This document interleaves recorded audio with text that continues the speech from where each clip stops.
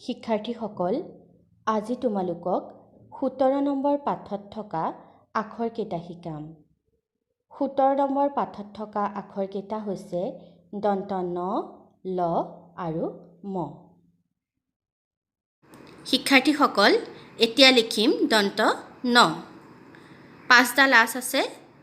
প্ৰথম আঁচডালত মাত্ৰা দিলা, দি 3 নম্বৰ আঁচৰ তলৰ পৰা 4 নম্বৰ আঁচত এনেকৈ এটা গোল দি 3 নম্বৰ আঁচত লগাই 5 নম্বৰ আঁচলৈ লৈ আহিবা।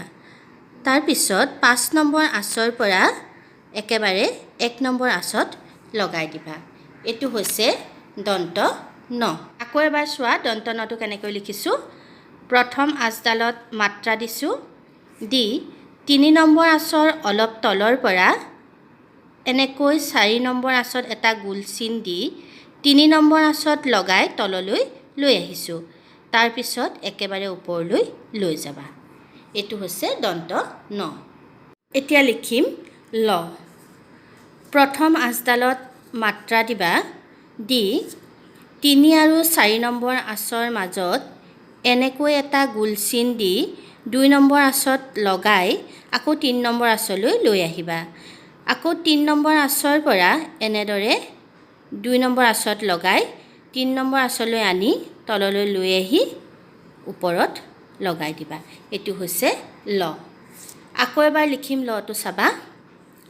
প্ৰথম আঁচডালত মাত্ৰা দিবা, দি 3 আৰু 4 নম্বৰ আঁচৰ মাজত এটা গোল চিন দি 2 নম্বৰ আঁচত লগাই আকৌ ওপৰলৈ লৈ যাবা, লৈ এনেদৰে তললৈ আনি ওপৰত লগাই দিবা।